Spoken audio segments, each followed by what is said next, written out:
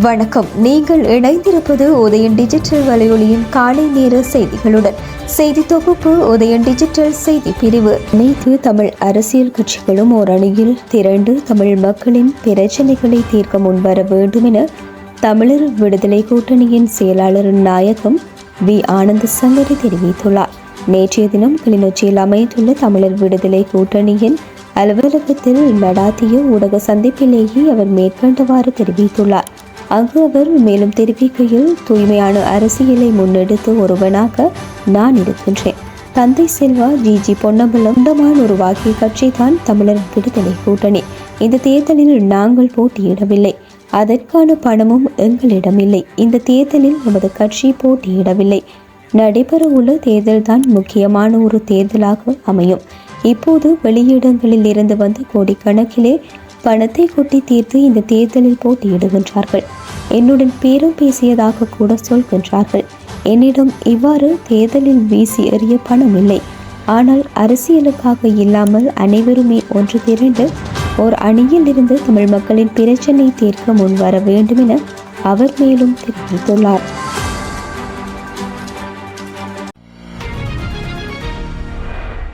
அதிகார சபை தேர்தலில் போட்டியிடுவதற்காக அகில இலங்கை தமிழ் காங்கிரஸ் கட்சி யாழ்ப்பாணத்தில் வேட்புமனு தாக்கல் செய்துள்ளது.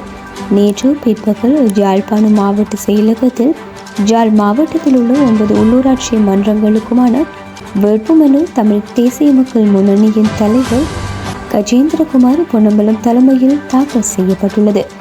இதன்போது கஜேந்திரகுமார் பொன்னம்பலம் தலைமையில் அமைக்கப்பட்டுள்ள கூட்டணி கட்சிகளில் ஒன்றான தமிழ் தேசிய கட்சியின் செயலாளர் M.K. சிவாஜிலிங்கம் உள்ளிட்ட சிலரும் வருகை தந்திருந்தமை குறிப்பிடத்தக்கது. இலங்கை தென்கிழக்கு பல்கலைக்கழக மாணவர்கள் நேற்றைய தினம் மாலை 6 மணியளவில் பல்வேறு கோரிக்கைகளை முன்வைத்து பல்கலைக்கழகத்திற்கு முன்பாக ஆர்ப்பாட்டத்தில் ஈடுபட்டனர். இதன்போது பல்கலைக்கழக மாணவர்கள் கோஷமிட்டவாறு ஆர்ப்பாட்டத்தை மேற்கொண்டனர்.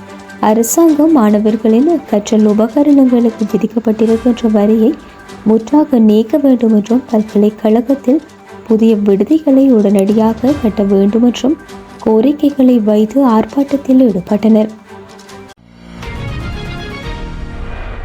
உள்ளூராட்சி மன்ற தேர்தலுக்கான திகதி என்று அறிவிக்கப்படும் என தேர்தல்கள் ஆணைக்குழு தெரிவித்துள்ளது.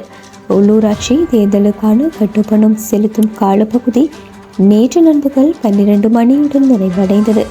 அதே நேரம் வேட்புமனுக்கள் இன்று நண்பகல் 12 மணி வரை ஏற்றுக்கொள்ளப்படும். மாமல்லபுரத்தில் கூகுள் மேப் பார்த்து கொண்டே பாலத்தில் இருந்து 30 அடி பள்ளத்தில் இருந்த ஆற்றில் ஓட்டுநர் ஒருவர் காரை விட்டுள்ளார். இதில் 5 பேர் அதிர்ஷ்டவசமாக உயிர் தப்பியுள்ளனர்.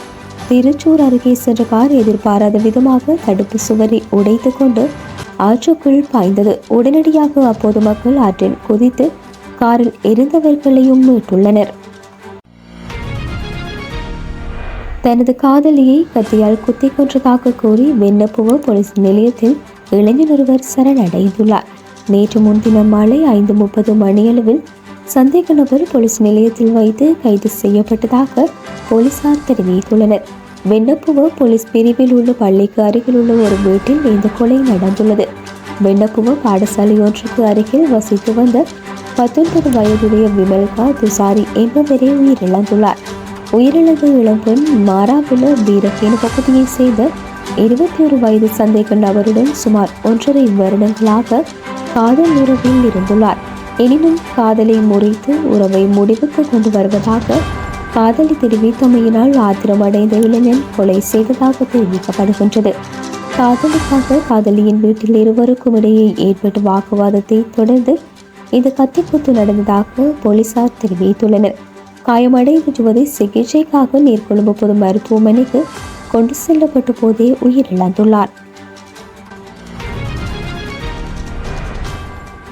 2024ஆம் ஆண்டு தரம் 5 புலமை பரிசில் பரீட்சையின் மீளத்திருத்தம் செய்யப்பட்ட பெறுபேறுகள் இலங்கை பரீட்சை திணைக்களத்தால் வெளியிடப்பட்டுள்ளது. குறைத்து திருத்தம் செய்யப்பட்ட புள்ளிகளின் அடிப்படையில் பாடசாலைகளுக்கு விண்ணப்பிப்பதற்கு தற்போது சந்தர்ப்பம் அளிக்கப்பட்டுள்ளதாக கல்வி உயர்கல்வி மற்றும் தொழிற்கல்வி அமைச்சு அறிவித்துள்ளது. பாடசாலைகளின் அதிபர்களுக்கு உரிய விண்ணப்ப படிவம் வழங்கப்பட்டுள்ளதுடன் அவ்விண்ணப்ப படிவத்தை தரம் 5 கல்வி கற்ற பாடசாலை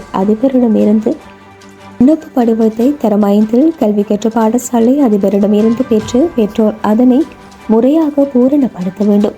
பூரணப்படுத்தப்பட்ட விண்ணப்ப படிவங்களை அதிபரிடம் மீண்டும் கையளிக்க வேண்டும் என்பதுடன் அதிபர் 2025 3 25 முன்னர் நிகழ்நிலை முறையில் விண்ணப்ப படிவங்களை சமர்ப்பிக்க வேண்டும் என 2024 ஆண்டில் தரம் 5 புலமை பரிசில் பரீட்சையின் மீளத்திருத்தம் செய்யப்பட்ட பெறுபவர்களின் அடிப்படையில் தகுதி பெற்ற மாணவர்களுக்கும் உரிய அதிபர்களுக்கும் கல்வி அமைச்சு அறிவித்துள்ளது. 2024 ஆண்டில் இலங்கையின் பொருளாதாரம் 5% வளர்ச்சி அடைந்துள்ளதாக தொகை மதிப்பு மற்றும் புள்ளி விபரவியல் திணைக்களம் அறிவித்துள்ளது. அத்துடன் 4வது காலாண்டில் மொத்த உள்நாட்டு உற்பத்தியின் வளர்ச்சி 5.4% என மதிப்பிடப்பட்டுள்ளது. இத்துடன் உதயம் டிஜிட்டல் வலையொலியின் காலை நேர செய்திகள் நிறைவடைகின்றன. தொடர்ந்தும் இரவு நேர பிரதான செய்திகளுடன் இணைந்திருங்கள். வணக்கம்.